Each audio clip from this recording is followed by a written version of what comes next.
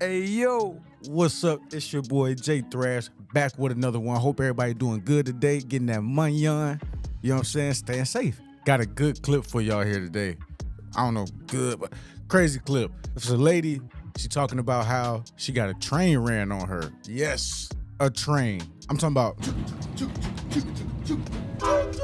at the age of 14 years old. And she's gonna explain it all in one video. And I just wanted to see what was the reason behind this. Maybe you do too. But before we get to it, hit the like button, subscribe to the channel, hit the notification bell. I appreciate y'all coming to the channel. I'm gonna keep these videos coming out, pumping, up till it's stuck. I like this guy. Roll the clip. When I was 14, I had a train ran on me by 3 senior boys in high school. I was 14, one was 17, another was 17, and one was 16 years old.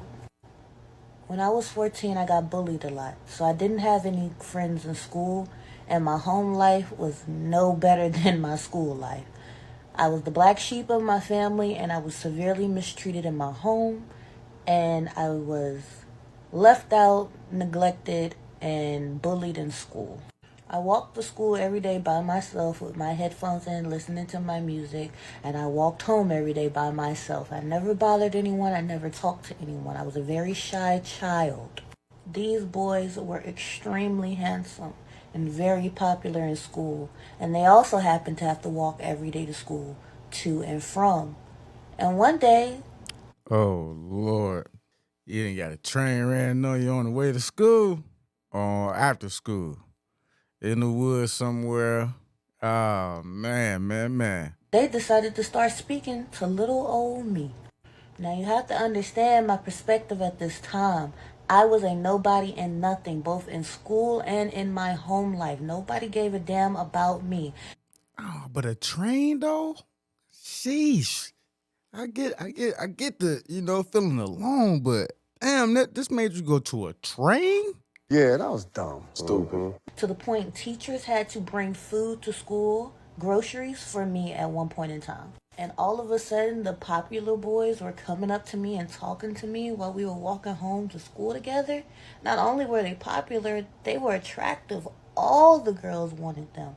They were in ROTC, they played sports, they were light skinned, they had the curly hair, the best fits, the flyest Jordans. And they were talking to me?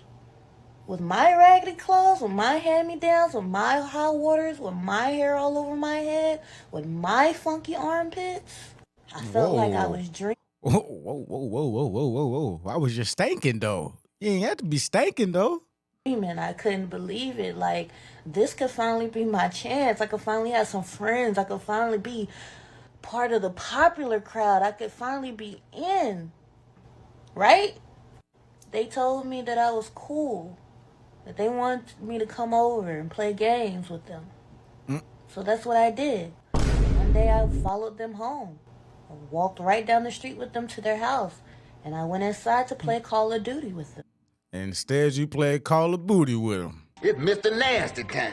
Oh, Mr. Nasty time. I remember their home was much different from my home life. Their mom was in the kitchen cooking. Their aunts were in there. They was all chit-chatting. They offered me a plate.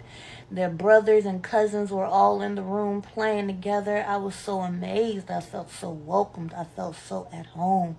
I thought to myself, I never want this feeling to stop. I don't want to go back home to where I was at and get cussed out, yelled, and abused. This is amazing. I got new friends and maybe even a new family too. This is delusional. No. We played Call of Duty until the sun went down, and then his mom told me I needed to go home. As I was going home, he told me, come back. I'll sneak you in so that we can play the game some more. When it started to get dark, I obviously had to head back home. But as I was getting ready to leave, he came up to me and said, come back tonight. I'll sneak you in so we can play more of the game. 14-year-old me, who wouldn't want to play more of the game with one of the most popular boys in school? Come on now. Somebody that didn't want to get in trouble by her mama.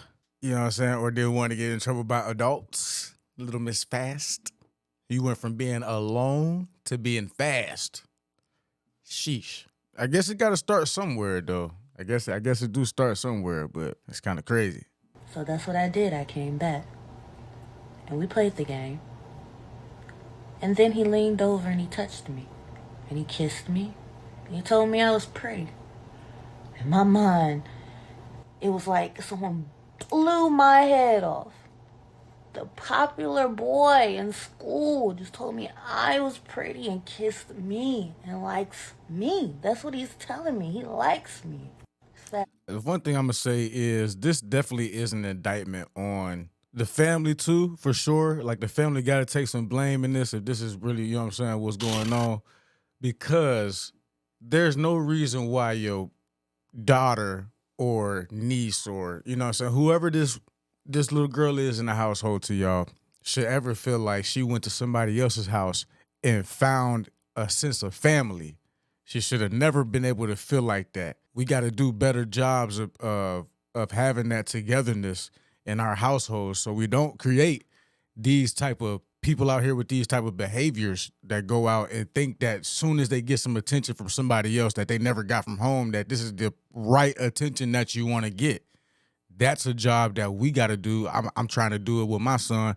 You know, it's just something that we got to do. You got to do more of. We just got to do more of that. Fast forward, and he's got my clothes off, and we're doing the whoop-de-woo, and I'm completely vulnerable. And as we're doing it, and he turns me over and tells me to get on my hands and knees and arch my back, I hear the door crack open. I look up in shock, gasp, thinking his mom has called us and we're about to be in so much trouble, but nope. It's his brother.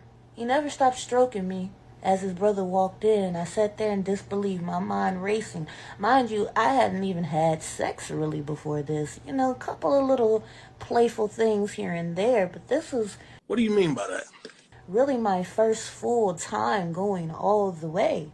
So now I'm wondering what's going on. Why hasn't he stopped? Do I stop? Do I lay here? Do I tell him to stop? I don't really know. His brother walks in, he never stops stroking, and then he leans down and whispers in my ear, "Can my brother get a turn?" I don't really know what to say. I don't know what to do. Do I say no? Do I say yes? I mean, I should say no, right? Can your brother get a turn? I don't even know your brother, but... Ain't no but. This is where you got to take accountability. You know right from wrong, right? We all know right from wrong. Ain't no but. You know you should say no. You don't even know this man or this little boy. You don't know him. You messed up right there. I finally have some friends. And their family's really nice to me. Friends. I hate to mess this up. So him and his brother get a turn. But then the door cracks open again. Here comes his cousin. Ain't no fun unless we all get some, right? Damn, so you let the family hit. The family hit. I ain't gonna lie, I ain't never did none of that with my cousin though. That's kind of wild. But you know, it's different type of people out here, different strokes for different folks. Literally. That's what they told to me. I'll spare you all the details of my sad sob story, but let's just say fast forward, everyone has their fun, I guess. And it's time for me to go home. And I'm confused. And I'm ashamed. And I don't really have anybody I can talk to about it. I don't know what I just did. And I don't even know if I liked what I just did. Anyways, because I know this video is getting long and you guys probably don't want to hear all the details. Long story short, back then, I didn't realize that I was a victim. I didn't realize that that was a manipulation tactic. I didn't realize I was targeted. This is delusional. I can't help but think that she's slightly in denial. Back then, I was just ashamed. I felt like I had been a whore, a harlot. I felt disgusting. I felt like it was my fault. I felt like I should have moved smarter. And I also, in the same breath, felt like, finally, somebody loves me. Somebody wants me. Finally, I'm pretty enough. Finally, I'm good enough. And it was two confusing different feelings. And now that I'm older, I really understand. When they say targeted, though, I don't like the word. I don't like the word selection. I don't like it. I don't like it. Targeted is like, it's like sinister, like, you know, like people run trains and some people like it. And if you consent to it and let it happen, you know what I'm saying? Like I can't, you know, target is just a, you know, but this her experience, like, you know. What was going on, and I'm just making this video to spread awareness for the other girls that may have had the same thing happen to them or may have gone through similar things and were always too ashamed to bring it up or speak their truth. You were a victim. Nah, I see. I was wondering where this video was gonna go. I was wondering. Should have known it was gonna go just the complete victim route. You took no accountability at all for anything. Even though you acknowledged that you didn't know the brother, you know, and then another person came in and you still went with it though, because you wanted to have some sense of family.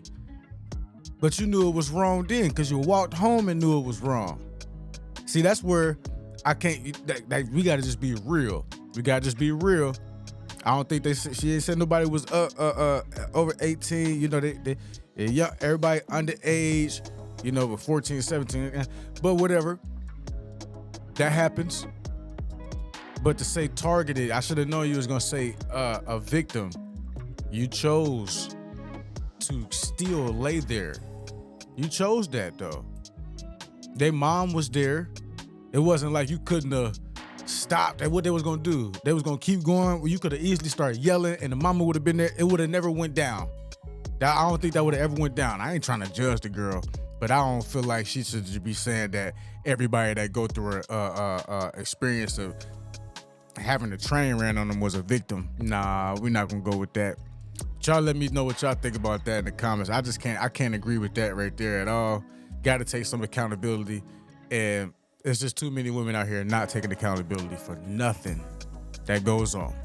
Even at 14, you know what's right and wrong. I knew it was right and wrong at 14. I knew I didn't want to get nobody pregnant at 14.